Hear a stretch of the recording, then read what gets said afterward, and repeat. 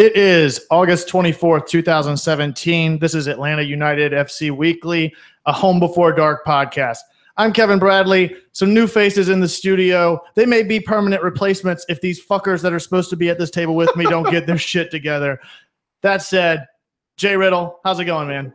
Going great. Thanks for having me. And another familiar face in Eric Quintana. How's it going, man? I'm still trying to find the bottom of the keg. I think we all are to some regards after last night. Google Maps. Yeah, no kidding. So how's it going, guys? I mean, aside from being depressing. Today was a tough day to wake up. It was a tough day to roll out of bed. To get a reason to have a reason. There was little reason to I stared at my cup of coffee this morning. I just kept thinking, why? Why did I even wake up? Why did I call sick?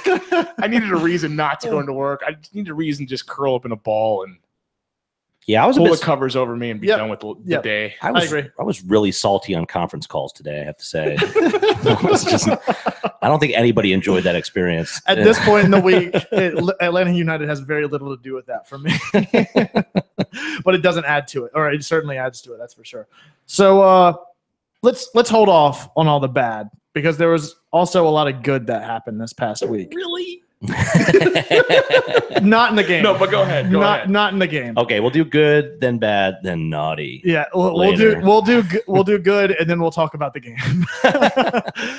No, Mercedez Benz open house was this past weekend. You guys both went, right? I didn't go. No, you didn't. But you've been, right? I've toured before. Like I've gotten the skeleton tour.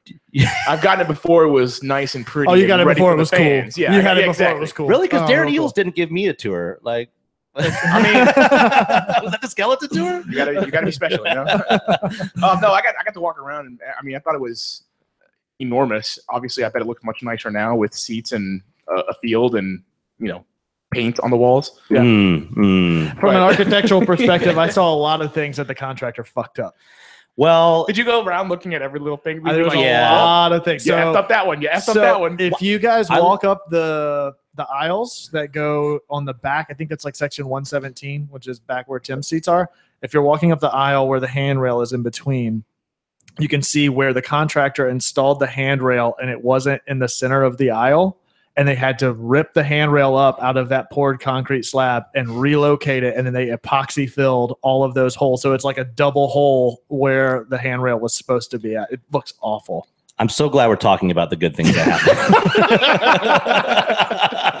happened. Concessions were now. Yeah, I mean, you could see there were finishing touches still not there. I mean, section numbers weren't there. Right. I'll get it out of the way if we're going there. So dirty little secret. I'm in the supporter section a lot, but I have 2 club seats. Here's the naughty. And after dark. And so I'm in what is it? 239 or 229, something like that. So there's the on the side behind the team, which is the Delta Club area. You have if you're walking around the terminal, they call them terminals, like it's Hartsfield. And you have no plane train, though, unfortunately. I was disappointed. But you can, obviously, every section looks like it has a way to just walk directly into the section. Right. Until you get to the area where it's club, where there's boxes. So you can only, if you're in between like 230 and something else, 227, you literally have to walk around, like through another section, go all the way down to the bottom, and then cut over, then go back up, unless you're in the front row. Right. And I'm like, so when there's a fire, how do we get out of here? We just fudge the numbers on that stuff typically. Yeah, they're like, no, you just go in the underground bunker where there's no exit. Yeah. Just feel around. So, but then what I realized is my exit, in case there's a fire, is I just go down into the club bunker, I call it, underneath the section, and then just go into the locker room. Yeah, Tim and I found ourselves into like underneath the cathedral Spartan style, essentially, where we went down a staircase that wasn't walled off, but was completely open, and went down and got into some door, and we're like, oh, we're definitely not supposed to be. We're about to see how there was a lot of that we don't want to see. It looked like just stairwells in your middle school. Like, just nothing was marked, and it was interesting. But Antico Pizza is in the Delta Club. And which I'll never see. I will bring you pizza.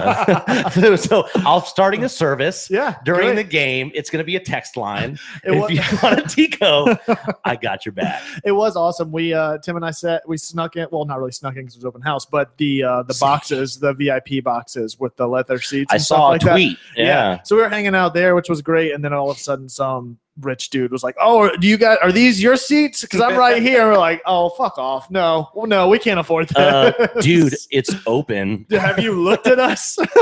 Grand opening. Yeah, no, we can't closing. afford this. We're way too excited to actually own these seats." You should be like, "Do you work for Atlanta United?" Yeah, exactly. Like I do. Exactly. Golf shirt tucked into the khaki shorts. He had that whole look going for him. Well, they did have golfing. I saw that they had a driving range. I game. did. Yeah. Did you play that? No, just putt. Yeah. What? No, just I don't know. No, I did not do the PGA Tour. It's not really my speed, but I did. Like I'm more of the arcade golf guy with the ball in the middle that you just slam it as hard as you can. Try to get some spin on it. Okay, I think they need skee ball. Then I'd be happy. Oh, that'd be good. Yeah, I did hear that fans started cheering. It was loud as hell. Even like 5,000. Yeah, fans. it was insane. Yeah, it's gonna be loud. I was on field level for a little while. And the roof was closed, right? Yeah. And I think it will be at least for another month or two. Yeah, I knew that much. Yeah. I was on field level because what's interesting is in the club level, when you go down, and this is I probably won't even be allowed to do this, I don't think. I think it's for like the $4,000 ticket seats, is you can then go through the glass further and then out and just like hang out arm level, reaching to the pitch. And has like cocktail tables and you can have your drinks and Antico pizza and hang out there. Savages. But that was cool. So it was neat to see, something I'll never ever see again before. Yeah, that was the same thing with the executive seat. So we'll never be at the end of the day, that was cool that it was truly a grand opening. Really, I never expected them to let us just roam around like that. Well, they wouldn't through the glass. There was one club seats, the box seats. I couldn't get it. There was something that they had security on that they wouldn't let you on the Delta side. Yeah. So overall thoughts about the stadium? What do you think? Concessions, aesthetics, vibe. I mean, I haven't seen the final product yet. I purposely decided to work so that I couldn't go, because the first time I see it, I want to see it. Oh, you're one of those guys like, I don't want to watch the trailer. Yeah, exactly. I want to go in blind. Just give it to me all at once. All the emotion, all the noise. Give it to me all at once. Luckily, we're not playing DC United again. You hear that, Darren? That Halo screen better not malfunction on opening day. No, I thought the concessions were good. So I talked to some folks that had some of your just normal stadium food. Yeah, which was your $3 slices of pizza and $2 hot dog. Tim was all over that. Okay, yeah. So everybody I talked to that had those were pretty psyched about. Said the lines were decent, fast. And then I went to a restaurant called Molly's. I saw that. Yeah. And somebody told my wife, I don't know who this was, but they were like, "Oh yeah, that's like named after Uncle Arthur's mom or something." And I was like, "Okay, Molly, all right." So either way, they were serving because she's like, his mom's like New York Jew. So, I mean, and it's barbecue. Whoa, what is up with you at this anti-Semitic? It's a Southern barbecue place. And I'm like, so I was trying to put two and two together. I was like, well, maybe I didn't know that she was from the South. Maybe there's something I didn't know about, his Wikipedia. So sandwich. Yeah. And hands down was just coming back from Kansas City. This was the best brisket sandwich I've ever had in my entire life. Okay. Now it wasn't $3, but it was good, and I will came put out that fast. to the test. Yes, I'm on board with that. Good. We did. I got the green tomato, like the mean green pickled tomato sandwich. Even your pickled things, just leave me alone. It was delicious. And then we got some Delia's chicken sausage and got some of that. So, okay. Yeah, it was a good day. Yeah. A good day. And if you look at the list that they give you, the little card or whatever, I mean, it's like each terminal has something like 9-10 beer carts, a bar, and like 7 restaurants in every terminal. Well, I love that they've taken so much of the Atlanta stuff and put it in there, which is what Braves are doing with the battery and stuff like that. So Fox Brothers is in there. Scofflaw has a tap at a couple of the places, which I was really excited to see. Are you a founding member? I am. Okay, so did you get the survey early on, where they asked they did a survey and they popped up different restaurant names and whether you like, dislike? I don't do brands? surveys. I don't. Okay, I'm not so one of those people. So Antigua, They sent me that email. Delete. Yeah, I had a feeling you don't know something- me, bro. I had a feeling something was going to go down because Antigua was on there, all these things, and that makes Chick-fil-A, sense. and so and it was rating. Would you rather this or fast food? Da, da, da, da. So I'm glad that they came through on that. That they actually obviously used that information to kind of shape around what people were looking for. Absolutely. It was Yeah. great. And a lot of people that don't know about Atlanta United, which is surprising, but people outside of the city were like, wait, you guys put a Chick-fil-A in the Falcon Stadium? Dude, can I tell you how annoying that argument was? I can't count how many texts I got after that. It's But like, Gillespie's restaurant has a closed on Sunday sandwich. So what are you complaining about? That's honestly better than That's why everyday they served it Chick-fil-A with the sandwich. skeleton That thing is tour, right? Delicious. Yeah. So the COS sandwich, shut your mouths, go have it. Right? seriously, Yeah. seriously, yeah. But yeah, man, I thought the stadium was great. I thought the atmosphere was great. And yeah, Eric, to your point, there was 20,000 people in attendance. That's what they say. Yeah, I mean, non-soccer specific, but still for open house and practice. I mean, tons of people there. The supporters group actually showing up big, chants in full force, and it was loud just with the people that were out there. A lot of people were around the concourse, kind of checking out concessions and stuff like that. But it's gonna be loud, especially with that roof shut that first game. Especially if they open it up to the 70 for Orlando. Yeah. It's gonna. That's be what I'm nuts. looking forward to. It's gonna be nuts, man. I mean, I love the Bobby Dodd. I love the experience there. It was loud there. R.I.P. But yeah, it's gonna be unmatched. It's not dead. It still exists. Well, not for us. It doesn't. I mean, does it exist really? You know what? Fair point. I mean, good job. yeah, it does whenever Clemson or FSU plays there. Fair point. Fair point. So we'll just have to build a tunnel and just make sure that the sewage system doesn't work and just stand in 6 inches of water. We can bring back the feel of Bobby Dodd if you want to. We just have to put some thought to it. Yeah. So, and I thought the visuals are really great. They have that one end zone that's completely open with no seating on one side, so you can actually kind of see through that side of the stadium to some of the Atlanta skyline, which I was not aware was going to be. Place. I thought it was all completely sort of enclosed. So that little bit of translucency here or there in the concourse and all that was great. And I was a big fan of the fact that it didn't seem like Atlanta was playing or United was playing second fiddle to the Falcons. Like everything is both of them side by side. Dude, honestly, I think at this point, unless the Falcons win the Super Bowl, I think Arthur Blank's going to like Atlanta United more than he likes. No kidding. Honestly, there's not a lot. There's a lot of redeeming qualities from the Falcons, but until they win the Super Bowl, the bar has been set now. Absolutely. And the hype is with the Atlanta Falcons until they win the Super Bowl. I think it's going to be. Does he have any kids playing football? They're playing soccer, all of them, I thought. So I only know of the one. That's what he's doing every weekend. He's going to the soccer matches with with the wife and I will say I am looking forward to see if the press box is open or closed door. Oh yeah, that's a good point. If you get there, try to find if the they press put, box snobbing me. See if they put up Doug Robertson's plaque in there for being the first one to use it. Was he the first? He wanted Did a he make a plaque big deal built. out of that? Yeah. Oh, Doug Roberts. Man, that guy is not a real reporter. Did you see him today?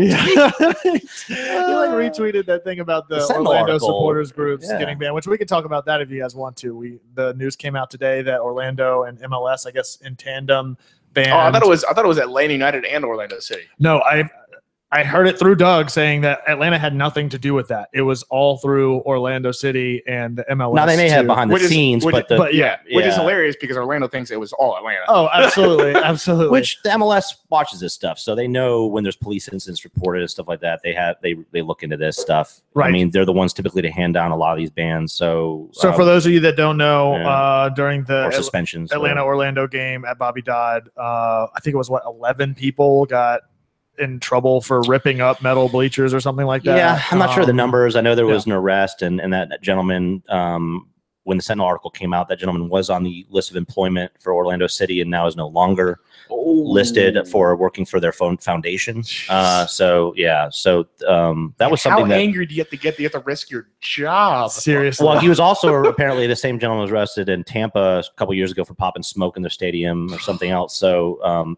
repeat offender, I guess. I don't know. Classy individuals. So when they hired him, they knew. So yeah, they're banned for 4-way matches. And what was the supporters groups? Is what, 2 supporters groups? They're banned from. Let's just to be clear, they're banned from coming as Iron Lion Firm and as the Ruckus. Correct. Right. They can still come to the game. They just can't come as the supporters. They won't have dedicated seating. They won't have the discounted. Yeah. They won't have like. They're still free to come to the game, but I mean, have fun watching it. Not next. They'll have to pay normal prices, and we'll be able to get the special away section seating and all that sort of stuff. So yeah, they're on their own. Which whatever. We'll see what happens. I don't feel bad. No, not at all. Speaking of feeling bad, we are coming off of a tragic loss. Now I do feel bad. Tough break indeed. I don't really know a better way to kind of start talking about this than just stare at the drink you have in front of you. I've come to talk with you. To just take a moment and pause and suck it down. Because a vision suck it all down. Just reflect. Shed a tear if you have to. Yeah, no kidding. Yeah, that was rough. I mean, so opening thoughts. We get the lineup announcement that we've got a healthy Garza and a healthy Martinez in starting lineup. Garza was a surprise. Yes, I agree. For most people. I agree. Martinez, I think everybody was chomping at the bit. We assumed that he would be okay. Garza, obviously, like you said, a little bit of a surprise. But nonetheless, it was like, okay, yes. Full squad. There's not been a game do in it. 3 weeks. We've got our full starting 11 for the first time in months. This is going to be a shutout. And then for all intents and purposes, that's the way the game started. You come out in that first 10 or 15 minutes, they are playing lights out. Well, the third minute, I'm jumping up down screaming with everybody else looking around at me. I tweeted at the patio at this bar in Decatur going, what's he so excited about? Mickey hit a water bottle. Like, let's relax. I tweeted that he scored. I immediately deleted that tweet, but I tweeted. It was a full tweet. Yeah, Mickey! You were committed. Yeah. That was one of the more embarrassing moments of my Twitter life. And I don't regret it. Because at least for a brief moment, I got that sense of happiness in this game. Yeah. I didn't get that the rest of the game. There were moments, right, where you thought that it was like, oh, this is going to happen. This is going to happen. And then as the game went on, I think up until that last 10 minutes of the first half, and then all the way through the second half up unll the last couple of minutes where there was some opportunities. It was just awful. It's like DC laid, quick curing concrete in the midfield. And at first, we're just sloshing right through that, no problem. And steadily, we're just like, oh, the pace just continues. That's a perfect analogy. It really is. And all of a sudden, you're like, why is Tito watching this person run by him? Or why is Anton Walks giving up after a ball? Yeah. Why is Gressel or why is Martinez just walking whenever Almiron has a breakaway and has 30 yards of a lane to run up unopposed, and Martinez is just like, nah, he's got it, and just doesn't make a play on the ball. Almiron feeds the ball across the 18, and no one is even within 15 yards of the ball. Rightfully does the where the hell are you guys? Yeah. Both him, Assad, Tito, all stopped running. It's like they thought he was going to pull some magic out of his ass and cut it back 4 times and bend it around Hamid. I don't know. I don't know how else. Yeah. I don't know why you stop on that play. I mean, that play is specifically designed for guys like Martinez, guys like Tito to keep running, to run in the box and just be at the end of it. Burned by him. Yep. So to your point about Walks, the Wavy One says there were times when Walks was way up higher upfield than Villalba was, and last he checked, Villalba was the attacker and Walks was the defender. I know they high press, but not like that, right? And then even still, Walks gets up there with a golden opportunity with that volley and just sails it. I mean, I'm not going to put a ton on him. He is a defender, but at the same time, you've got to have a little bit more of a situational awareness, especially with – and we've talked about that week in and week out, where I feel much more comfortable with Walks on defense than I do on offense. His ability to cross or, like last night to take a shot on frame, I'm not completely convinced at this point.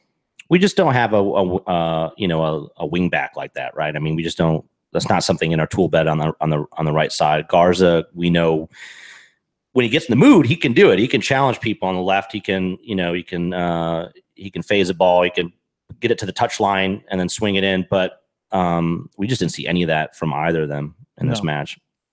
Not at all. So what do you think about the past couple of weeks, it's been a discussion about should Gressel be starting, should he not be starting? And then every time we get Martinez back, we have the same discussion about should we have started Gressel over Villalba? I mean, hindsight's 2020, right? But see, here's the thing. I would still have started the same 11 Tata started. Yeah, I love Gressel, but I mean, his touch isn't great. There would not have been an opportunity. If you look at the same game and put Gressel in the same situation as Tito was in, I don't look at him and think he would have done better. If nothing more, he would have done the same. I don't think he's elevating this team by his presence in for Tito or wherever you want to put him. Yeah. He's not elevating this game for Atlanta United in any way. He's going to be average at best, and it's not because of his play. It's because of what DC United was doing defensively. There's just nothing he could have done. I think they could have put him in earlier. I really waiting as long as Tata did to make substitutions. It was obvious that I thought Walks was injured. Like that's how disinterested he looked. I didn't know what was going on. And then Tito also was having a really hard time with his touches. Carmona wasn't putting any passes together, and so I just thought maybe Gressel's energy would pick up. Because he does. He come in there and all of a sudden the guy's around him for a little bit like, oh, yeah, all right, let's pick it up a little bit. And he got trying to get a couple crosses in. Vasquez, same thing. Vasquez, is just his final ball. He just got muscled off the ball a few times because, like you said, DC United would always put all of a sudden 2 or 3 guys are right there, right? We hold on to it a little bit too long. They got 2 or 3 guys right around us, right? I mean, you mentioned Carmona not being able to put him and Lorenowitz not being able to string passes together. It's not because they're not talented enough in that game to put passes together. It's because DC United did such a good job defending the way they typically do, the way they typically have against DC United, that whatever Atlanta United was doing, it wasn't any different than they'd done in any of the previous DC United games. That's what frustrated me is that exactly you played directly into their tactics. Exactly. You saw 2 games and you knew exactly. Right. There was no secret. You knew exactly what Ben Olsen was going to do, and you did the same thing anyway. And then the biggest difference is that you've got Martinez in, which wasn't in was he in either of the ones? He did. He wasn't in the last one. He put in a close shot at the very end. That was the end, the free kick at the end. That's right. But still, I mean, you're exactly right, Eric, that the entire time they just played directly into it. Martinez was boxed out the entire game. Yeah, I mean, and I think in that position, you do bring in Vasquez a little bit earlier for Martinez to get him out of that position. If they're going to at least body somebody, they've got to have a bigger body to put. Or at least Martinez could run and take guys with him. Exactly. Hello? Do something. Put another guy up there up front. Like that's why I was thinking. That's why I thought for sure. I thought for sure they're going to put Miggy up there as a false 9 and then move something around and put and do something to start being able to create space because Miggy was just swallowed up in the midfield. Right. You know. So Derek Creighton, I got a lot of chats coming in. One that kind of stuck out. There's a reason why Gressel is not in Germany. I don't agree with that. I think that could be that every player was playing in another league that could have been better. Like that makes no sense. Gressel's not playing in Germany because German players are like to a new level. Yeah, exactly. I mean, that could be said for any player in the MLS. Yeah. That's why they're not playing in a European league. Been playing in Germany for a reason. Yeah, we could say the same thing. Like any German player is not playing or playing in a lower. I mean, we can say the same thing about everyone. Yeah, Gressel. Sure, he's not a European quality player, but it's not that he's bad. He's our Gresslemania, damn it. Yeah, he has moments like he contributes. He knows how to make his mark on the team. Hey, he's not in the middle of the field, and when he gets in the spaces where he can put those crosses in, they are dangerous crosses. He gets them in there. It's just it didn't happen this time. He might be the best crosser on this team, and it's unfortunate you can't like take his crossing skill and give it to Garza or give it to Walks. Or yeah. If you could give that to Walks, oh my God, that'd be insane. But I mean, even so, you're looking at Martinez, who's what 5'7", 5'8", something like that. I mean, I know he can jump out of the roof, but at the same time, you're not. Most center backs in MLS are tall. You're not going to win that battle 9 times out of 10. I play the Walks card with Gresslemania power. Blue eyes, white Martinez. My interpretation of that game was we came out that first 10 or 15 minutes. They saw how easy the opportunities were coming, and then they just kind of sat back and assumed that was going to happen the rest of the game. And then before they realized it, it was like, oh shit! Like then they come out and score really quickly, and let's make it. Make sure it's accurate. They don't score. Well, we scored for them. True, very true. And it should be noted. It should be noted that DC United has now won 2 straight games With own on goals. 2 own goals. Yeah. Which is Like a I said, new level of MLS that I've not dreamed of. I said that last week, man. Why was Bobby not in the game? Like, he knows how to score He against knows- DC United. He knows how to trap those raccoons. He knows how to get. So speaking of which, were you guys surprised to not see him at least even traveling? Not really. Who was on the bench? that would And have filled in for either one of the who center traveled? backs? Was did Frost Orange travel? I didn't no, even look. All I out. know is that he was not international. there. All Okay. I know is that Boswell did not. Yeah, he's an important. He's gonna be an important aspect in training with the young guys, and also deeper into this run. I think we may see him travel. But I will say, Loretta was kind of done when in terms of his defensive play. Yet again, and I kind of saw this in the Kansas City match. He almost became early on, before the tactical changes, where he was put in as a center back. He was playing center back. He was back there. I mean, he's asked to do a lot of center back because work, Acosta and Ariel would on the counter attack would just Garza be up there. All of a sudden, LGP, where'd LGP go? And Loretta was just coming back there, and save and tail. I mean, there were a couple times where dangerous balls come in there, and if he wasn't there, I swear it's in the back of the net.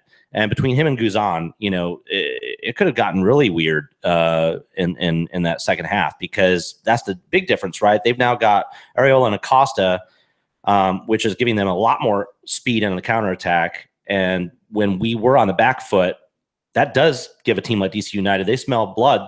Where usually they go back and they just sit back again. This time they're coming at us. The thing that was so jarring to me was that there was 2 shots on frame for Atlanta. 2. Look, I'm not saying you're wrong. Mhm. I thought defensively we were fine. I mean, that wasn't a problem for me. I thought they had very limited opportunities. It's one of the few games where I thought, man, for the most part, we held them in check. We just couldn't. They just held us in even better check. Yeah. Because that's all they focused on. They didn't care about. They could have gone home with the tie or with the draw and been fine for the rest of the week. They didn't care. And don't misunderstand what I'm saying, right? Like, I'm not saying that. Look, I'm just saying Paul Arriola, Acosta. Sure, they were dangerous at moments in this game. But consistently, I was never like, scared. They never had finishing touches. But at the same time, there were some balls that got in there, and the person I saw getting on the end of it was Lorenowitz, right, time and time again. And I'm not saying that LGP was caught out of position, or they were doing fast counterattacks, and he was doing his job. Lorenowitz was coming back, and he was getting in position and to soak up that pressure when they were coming in at us. So he was just getting in the mix back there, and it's good to see, because when I see him back there, I feel comforted. When I see him playing, I don't know. He gives me a warm, fuzzy feeling when I see him back there just knocking balls out of his giant red head. You mentioned the 2 shots, and the thing that kind of more than anything pissed me off is that the 2 shots that we did have on frame, they were a product of desperation more than anything else. You look at the first one, Tito. And speaking of Lorenowitz, bungles his fast break, and for some reason doesn't decide to pass, or once he does decide to pass, it's too late. Comes back to him, and just because he has no other option, just takes a shot. Yep. Lorenowitz, at what minute was that? Like the 8th or something whatever it was. Yeah. Just finds himself in open space, takes a shot, happens to go through everybody, and those are 2 shots, the only 2 shots on frame, and they were a product of desperation. Yeah. All the other shots we had all went wide, which is tough to see, considering the people that had the opportunities were the top goal scorers on the team. And we talk week in, week out about, Villalba's shot may or may not be on frame. Martinez is always a given. Like, he's going to be there. He's going to put it in. Almiron, give or take, if he's on the right side of the field, has to take a shot on his right. We'll see. But if it's on the left, he's pretty much a go. And all 3 of them just completely bumbling over any sort of opportunities. That was really tough to see. What do you guys think? I mean, it's a combination of factors that we covered 1 or 2 of them, right? Just DCU playing their game, right? Is the rest coming off a 2-week break, as some people are suggesting? Is that really having to do with it? Look, I really don't think so. Because Tata's training him just as hard from the interviews that were going on. I mean, he's doing his thing. So my biggest concern right now, and a lot of people in the chat are talking about how Martinez gets a pass. And Tim made this point a couple of weeks ago where everyone's holding him up as this Jesus-like figure, but Literally. I mean, I just with a 2 pole. Yeah, whoever has that sign just needs to take that down for a while. Take Relax. it down. I'm I definitely love the spirit, but feeling it much Just less. light a candle in your well, I mean, here I think I haven't seen. When was the last time we saw like a truly stellar performance out of Martinez? Like, mind you, yes, he's been injured and he's been out, and he has had a couple of really great games, but consistently, whenever he's been healthy, how often? And then again, how often have we seen him have these moments like he did last night, where Almiron has a breakaway and he's just like, nah, fuck it, I'm not gonna do it, or just like, or taking. It's just, I'm not as convinced as I was 2 months ago. I always thought this was going to be a very bad game for him to come back to him to come back in because the way DC United was going to set up, they were always going to have two guys next to him. They definitely and boxed one him guy in out. I'll front give of you him. that. I'll give you that. And They it wa- boxed but him out here's the for thing, sure. It wasn't even like something they planned for. That's just the way DC United plays defense. True. That's just instinctively what they do under Ben Olsen. That's not anything they did special for this week in preparation for Atlanta United. They just do that. And so because you have Martinez who, and look, I will criticize him on the fact that I think he could have maybe stretched the back line a little more, maybe moved around, maybe created much more of a disturbance, maybe pulled himself a little forward, became more of a target forward and allowed for guys to play balls off of him. That didn't happen, but this is also his first week back, so I didn't expect a lot from him. And against DC United, against the way they've played consistently for the last 2 years, I didn't expect anything less than what I saw out of their back line, out of their defensive midfielders, in terms of essentially making him worthless. For the most part. And if you notice how easy it was for Atlanta United to get on the wings. That's because DC United was like, yeah, sure. Who cares? You're not going to cross well, and that was the thing that, again, playing into their strengths and their strategy. They know the inconsistencies of Atlanta to actually have a decent cross into the box from the wing. So they're like, yeah, go ahead, have it. Yep. You've got to deliver a decent ball inside. And then in doing so, that was what was also frustrating, is that they do that, they leave it open, and then Almiron has the breakaway on the wing. I mean, feeds it across unopposed, and no one's there. And it consistently kept happening that way. Is this as simple as, DC United played what they do, and they had their best game doing it, in other words, of doing what they do all the time. And we didn't have, our players were not playing to their best ability, and we just don't have the tools in our tool belt to unlock a DC United yet. Do we just not have enough time as a team together to be able to do that? I think, and this is going to be the most rational thing I say, and don't think I'm not being serious. I think Ben Olsen is a witch. I mean, who has cursed Atlanta United the witch and made the greatest of sacrifices to the Atlanta United sports, or to the Atlanta sports god. Yeah. Because there's no other explanation. Yeah. There really isn't. He's literally is, when there's a full moon, he's a raccoon. Like he comes out. So surely there were some positives last night, right? I think I agree to your point. I thought the defense was okay. Yeah, I mean, I thought defensively they did keep them in check. The other positive, both Lorenowitz and Carmona didn't get a yellow card. Only one. Yeah. Because I thought for sure that first Carmona quote unquote red, I was oh like, my gosh, that was about to be so MLS. I mean, I assume everyone else looked at that second yellow. I'm thinking, is he really going to stick the field right now? Is MLS going to MLS itself hardcore? Like, how is this happening right now? But that might have been. That might have been the highlight of the night. The fact, at least the funny, forget about the result of the game that's about to happen. Let's look at the two yellow cards of Carmona. Yeah, right, exactly. So, and those for you don't know, MLS mistakenly put down that Carmona had a yellow card, and then when you got another one, well, it wasn't another one. It was Anton Walks who signed the original yellow card. Right. So yeah, anyway, which that made it interesting. Well, that was the thing, was on the broadcast. Whenever we were watching the replay, they actually said that they gave the card to Walks, but then they do the replay for Carmona, and so the MLS app said Carmona twice. So yeah. Alan Green also called Anton Walks Nigel Walks. Did you guys catch that? You know, I'm just waiting I'm waiting for a Guzman drop on there. challenge, I already covered that for you, man. Don't worry. I will take full credit for that.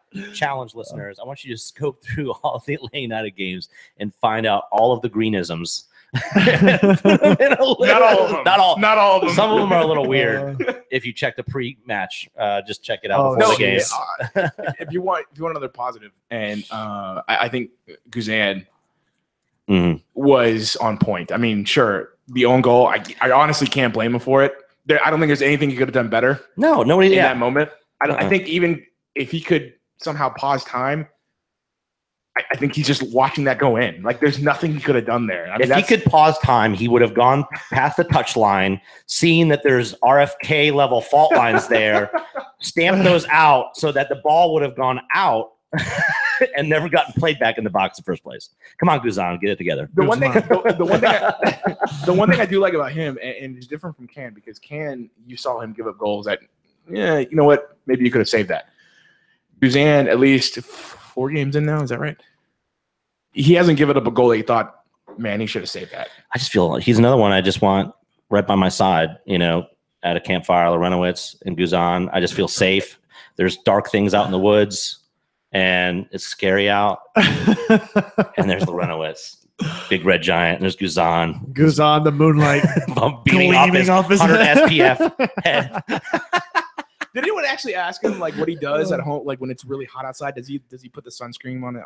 I think he wears like a big sun hat, is what I like to envision. Like an invisible sun hat? Is that like during the middle of a game? No, like whenever he's at home, he just has one of those like Kentucky Derby hats that he wears around the yard. I like to think he's got just a vast collection of sun hats. He's got to keep that cranium cool. No, but I thought he was kind of a bright light, and otherwise, you know, straight up poop hole of a game. And I looked at the back line. Sure, Walks made a few mistakes that thankfully didn't cost the team. I thought Garza played well. Parkhurst and Lorenowitz. Outside of the outside the own goal, I thought they did fine. I mean, they really kept, for the most part, DC. Yeah, and even the goal wasn't Walk's fault. Even the goal wasn't Walk's fault. It was Tito standing there ball watching when it didn't come, you know, out, and that guy just ran right by him, and you know was just on point and ran to the ball and just blew by him. So it was Tito, if anything, defensively that didn't do anything. So that is a positive and that kind of leads into the fact that I'm not panicking at all. No, I'm panicking. Really, I am. Really? Look at the last 4 games that we played. The last 4? Because I'm just looking at the last KC, and I can understand KC and this one were bad. Both Orlando games, Sporting KC and this one, and DC United. And look at the way Atlanta United scored. Right. Sure, they had touches of genius. Yeah. Just moments. Yeah. It's nothing brilliant. There's no build up. Nothing like what you're seeing out of Toronto at the top of the table. What you're saying I will completely agree with that. Moments, and that's what scares me. Is that you cannot. I look at that and I think I can't depend on that on a game-by-game basis. Especially against those teams that do have that. I could depend on Martinez scoring 1 or 2 goals based off the runs he makes. So I saw you retweet or at least comment. There's a guy tweeting and saying, you know, we're showing our expansion teamism. Is that something that you think it goes to that deep of a level, or is this just, you know, I mean, I still stand by the fact that, like, even though these guys have played together for 23 weeks now, they're still all playing together for the first time, and that takes time. And I think that they're still figuring. And then whenever you every time you start to build something up, and you take one of those key pieces or players out, or bring in a new one like Guzan in the backfield, or it's true, Martinez coming in and out. Like, I think, and then you're doing inverted wingers every now and then. You know, it's like you're constantly changing things up, and then, you know, Mears and now Walks, and while you keep finding your footing in a couple of elements consistently, you know. Yes, that last night, that starting 11 was like, yes, this is it. However, when was the last time we saw that starting 11 play consistently together as a unit in the way that Tata envisions this team playing, to where they've got the possession down, but the actual ability to move that possession into points is what we haven't seen consistently. My biggest worry is the consistency. You do see games where Martinez goes off, where Almiron goes off, where Martinez goes off again, where Tito finds a way to score. But the argument I make about at least that I made, because Tito is my personal hero. Because of what he's done with Orlando, and he'll be that personal hero until the end of. he'll be that personal hero of mine until the season ends. That's the threshold there. But what I ragged on him more often than not, and what I got criticized over because they thought it was unfounded, was the way he scores goals. Even though he has 10 of them, it's not anything I can depend on. No, a lot of the goals, I want to say more than half, were right place, right time. Absolutely. Or clean up the garbage. Absolutely. And if you look at his highlight reels before he came to Atlanta United, those were the goals in the highlight reels for the most part. There were some that were extraordinary. There was one that I'm thinking that runs literally the length of the field on the right side. But outside of that, a lot of the goals, that's what I think of Atlanta United right now, is that I'm hoping that I have the team that can shine in the moments. But I don't expect them to be the consistent team that can depend on Martinez scoring 1 or 2 goals. That can depend on Alamiron going off at any point. Right. And I think part of that is that we don't have any specialists on this team. Like what player can you point at a position and say, oh, he's our blank guy? There are none. But then you look at the major teams in the league that are leading week in and week out, like Toronto. Look at what Javinko's doing for Toronto right now, week in and week out. Insane stuff. It's just consistently he's scoring on set pieces. So that alone. You either have defenders that are constantly week in and week out showing out really, really big. And while, like I said, our defense isn't bad, our offense isn't bad. Like we don't have a bad team, but to Eric's point, I agree. Like, I'm not panicking. I'm also with you. I'm not panicking, but I don't see some specialist standout consistency on this team week in and week out. And that's what's troubling with me whenever we start talking about playoffs. Well, and so what I was going to say when I said, okay, I'm not panicking, but whether you're panicking now, looking at the things that Eric talked about, which are all relevant points, or you're not panicking yet, is Philadelphia the game? I mean, because it's another road game, and it's another team that's, below the line, right, that hasn't been playing well. If we fail to get, what's the benchmark? A point? 3 points from that? At least. I mean, then we start going, whoa. See, I think the standard is different against a team like Philadelphia, because Union don't sit back like DC United does. Union don't sit back like Colorado Rapids do. Or SKC game plan for. They don't sit back like those teams. Philadelphia's going to try to take it to you. At least they're going to try. They often don't succeed, but they're going to try. I think that is what's my thing, is that even if they do go off on the Philadelphia Union, even if they, let's just say it's a win, 2-1 or something like that. It's not just the win itself. It's not going to sell your nerves. It's not going to settle my nerves. Yeah. I need it to be consistent. I need 2 or 3 games, and I need to see an uptick in style of play. And maybe that's what we all need. Maybe we all need to see consistency of the same starting 11, of the same. It's a lot of, and that might be part of it. That might be part of it. Honestly, like you said, right? I think we start to see that, and September provides us a really, really great opportunity to do that, where we're coming in with a healthy 11. At least for all intents and purposes now, knock on wood, pray to Martinez. Like, let's get into September with a healthy squad. We do have some depth at some key positions, but hopefully having that full 11 for the first time since the start of the season to be able to play with some consistency and build some of that up. Hopefully we'll see that as we start to make a playoff run. But it's just, I'm just really bummed to see us lose 3 points that were given to us. I mean, whenever you look at the just 9 points. Yeah, exactly. 9 points. Yeah, you're absolutely right. Even 1 point last night. I made a meme on Twitter of it's from a comic book with Superman, and it's one of the bad guys in like this kind of space outfit with a helmet, and I put Ben Olsen's face in there, and he's got the kryptonite, and I put DC United's logo on it, and then I put a United sticker over Superman's head, because it is our kryptonite right now, and thank goodness we don't face them in the playoffs, because they're not going to make it to the playoffs. We're not going to see them until next season. We're not going to probably see Colorado, even though Martinez managed to score a goal against them. Look, I heard this point made on Soccer Down Here. The rest of the teams that we kind of finished off the season with, they're more or less, for the most part, as a whole, bottom of the barrel teams. And what do bottom of the barrel teams typically do? Oh, they ruin seasons. Not only that, bunker, but they bunker. Yeah, that's true. And if you look, I said this on the podcast, on the Mazda South podcast. I said, I don't know why any team, regardless of how good their attack is, doesn't just sit back and clog the middle. Because as soon as you take Almiron out of the middle, you've won. Yeah. The game is over. Absolutely. For the most part, the game is done. If you force Almiron to the right side of the field, yeah. I mean, not even just out of the middle. If you can just force him to one side of the field and keep him off of the left and out of the middle, I call it the muzzle Miggy effect. Remember? Yeah. I stole it. I loved it. If you can muzzle Miggy, you're in. Absolutely. You're getting at least a point. Honestly, the first time I saw this was against Chicago. We saw that with SKC. When we played it Chicago at home, and even when they were down to 10 men and they just bunkered like hell, this is the first time I saw it. I thought this is going to be a problem. If we can't find a way to get crosses into the middle of the field, if we can't find a way at the time to get Kenwin more involved, I guess at the time no, because Martinez is in the game.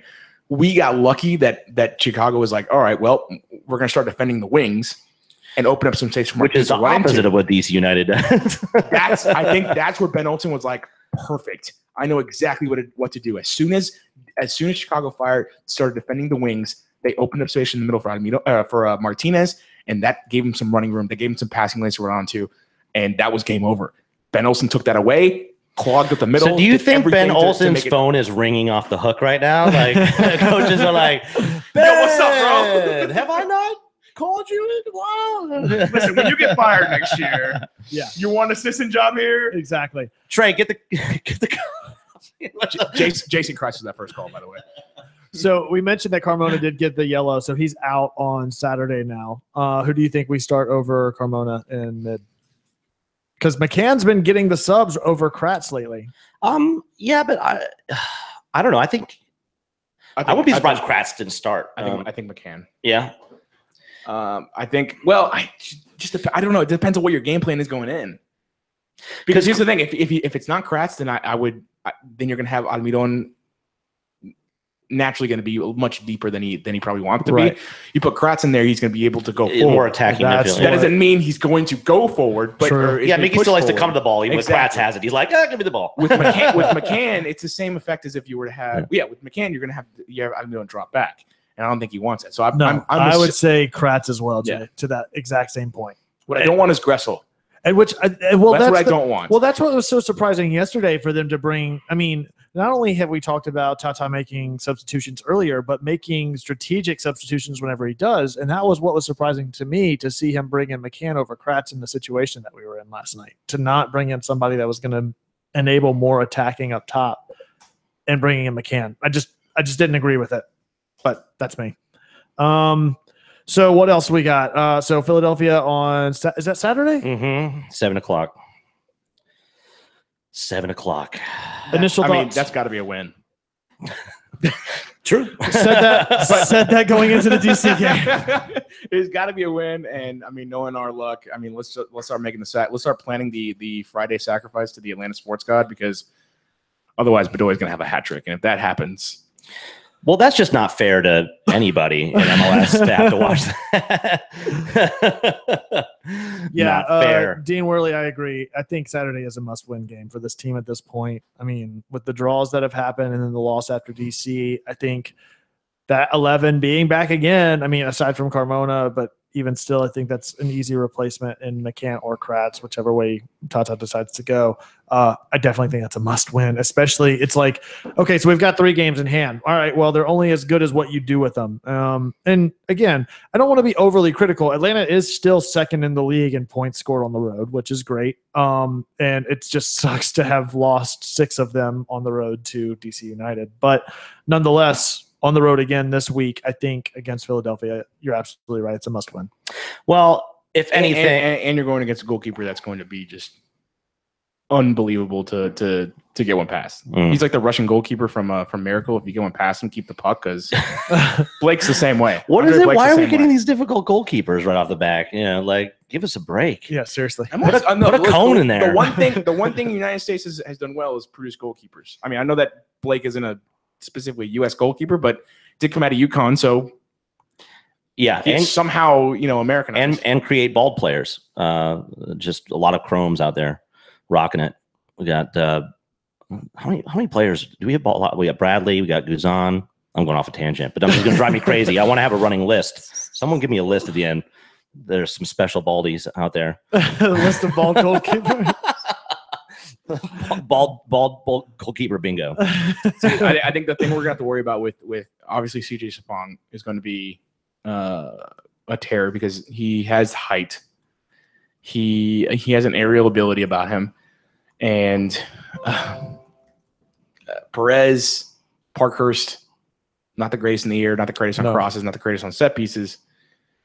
But that said, that's where Guzan gives you a little bit more body in the backfield for set pieces that we've seen him step out of his box in a way that we didn't see Can do in games previous. So I think Lorenowitz will be asked to play much more defensive minded role, and more specific to that is just be on CJ Sapong as much as you can.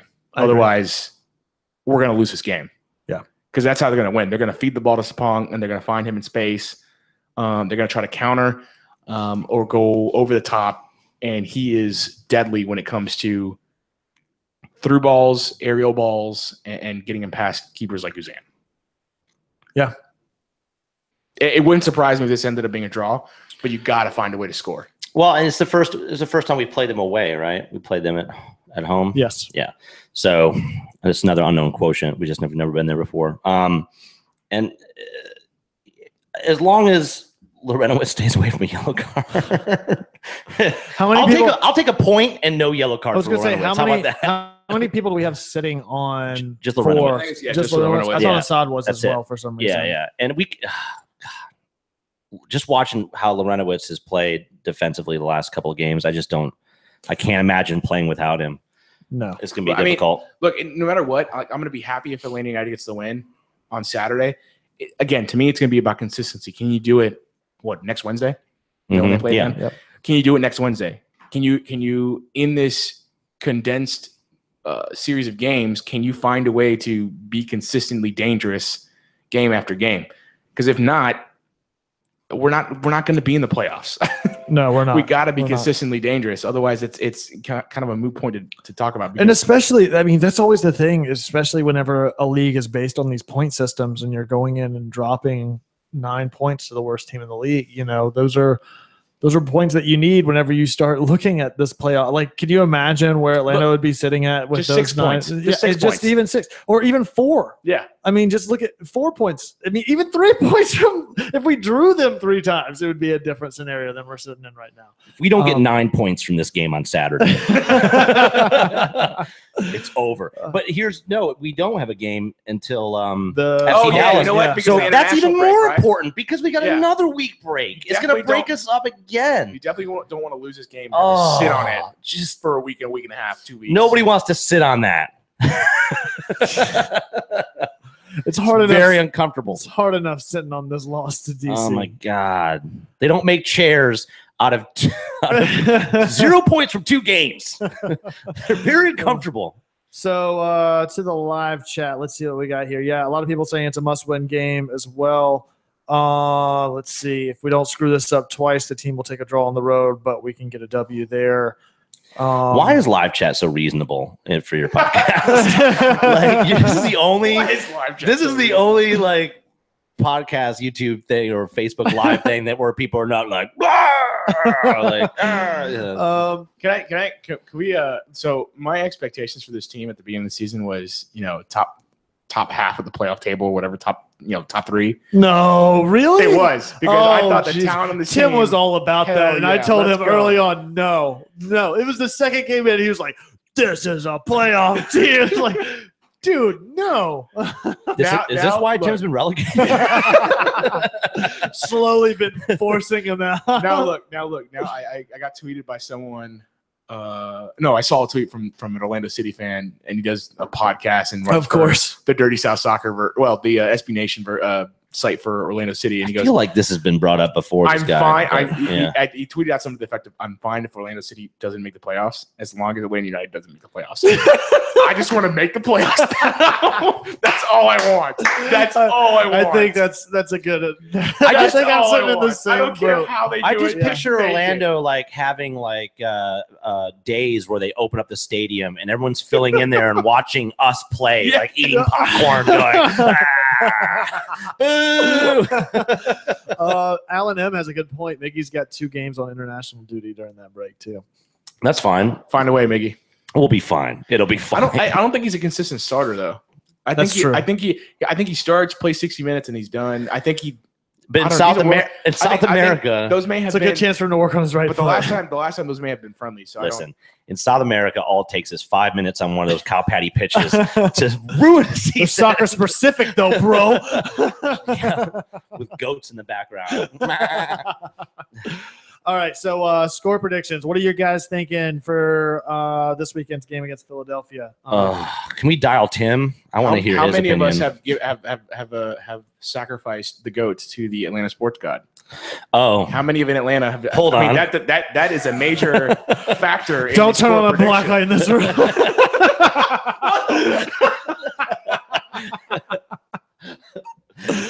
What is that hanging from the ceiling? No, but look, I want to say 2-0. That's my prediction. 2-0. So ambitious. I think 2-0. Look, Union are crap. I'm gonna say they play like crap. And they spread the field like crap. I'm gonna say 2-1 because Atlanta in a shutout. I don't see it.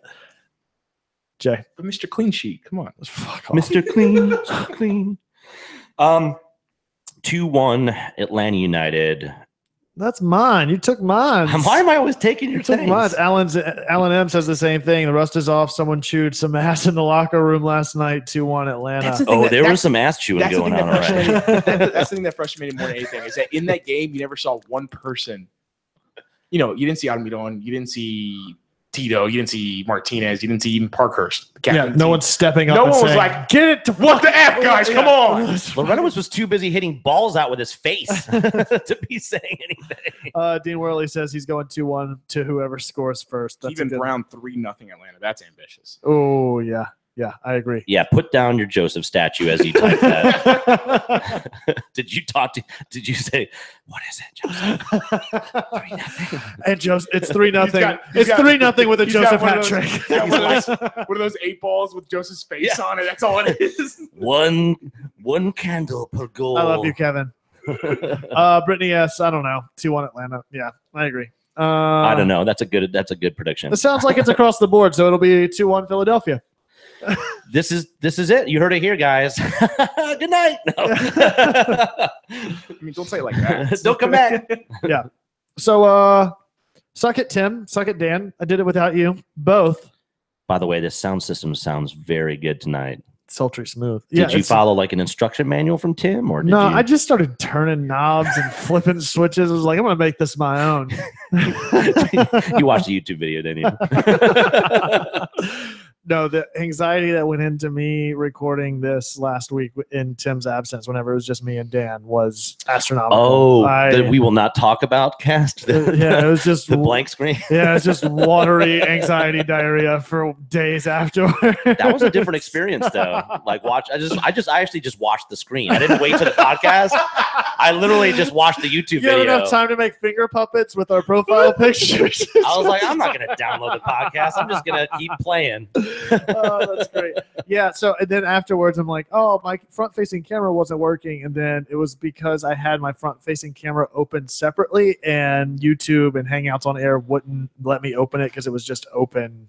Did you guys? You can't run it simultaneously. Have you gotten any more iTunes reviews? Oh, especially since the blank one. Yeah, I don't know how that happened. I don't know how somebody's review got kicked off of iTunes. I've never seen that happen before. I'm just waiting for the naughty segment of this podcast. Oh, that's the oops hour. Oops hour. They know about that one. After dark. Close the blinds for that one. Oh, no, yeah. leave them open. You let them watch. Definitely no black light. Yeah, there was a new review, if I'm not mistaken, by You're welcome, reviewer. B. Walden 13. Great podcast about Atlantis United FC. Coming live from a bunker under the ocean. Home before dark. Us with the Gungans. Atlantis United.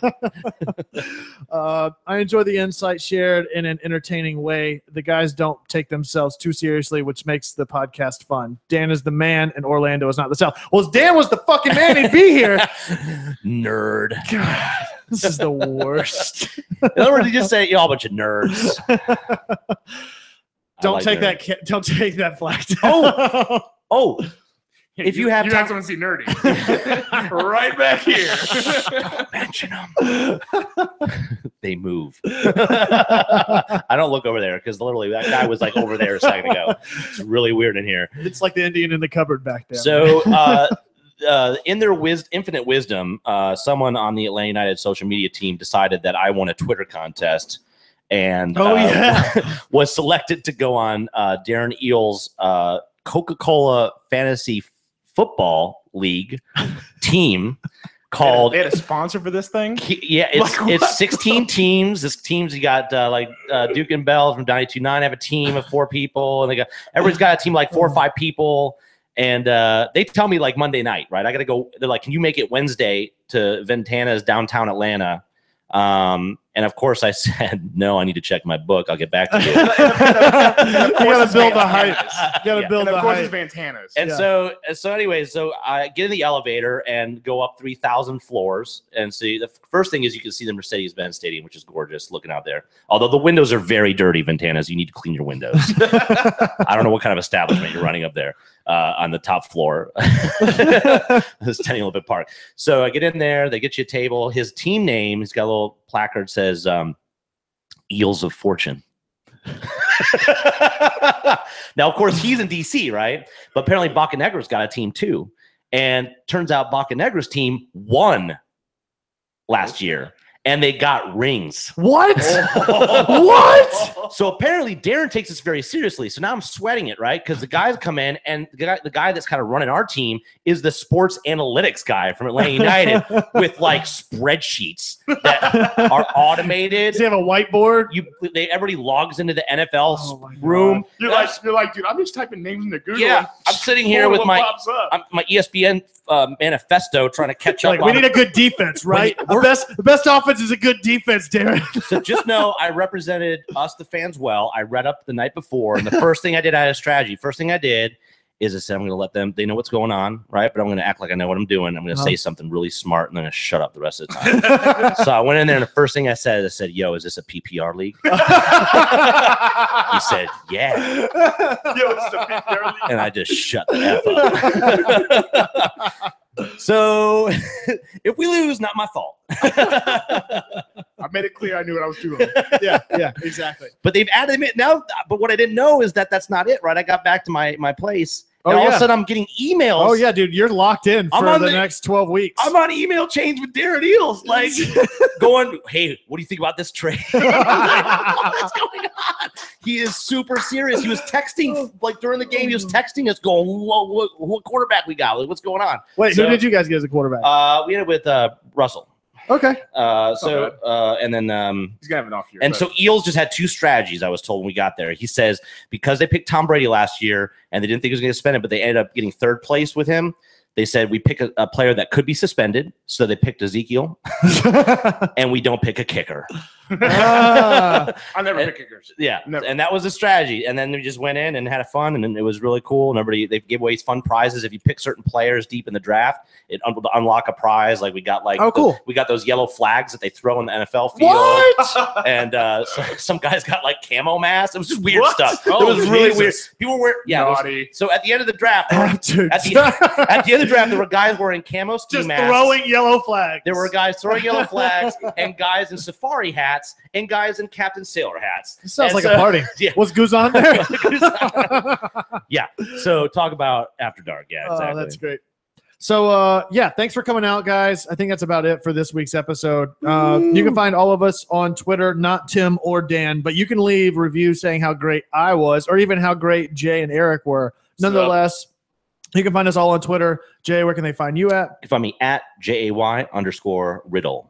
And Eric, I know you got a long laundry list over there. Where can they find you and all of your dirty bits? At Eric G. Quintana, and if you want to follow Mouths of South podcast, at MOTS Podcast. You can follow me as well at The Architect. That's at @the_ARC. The number 1 TECT. Collectively at Home Before Dark. That's before spelled B and the number 4. Go leave us a iTunes review or send us some comments or something. Subscribe. Tell a friend.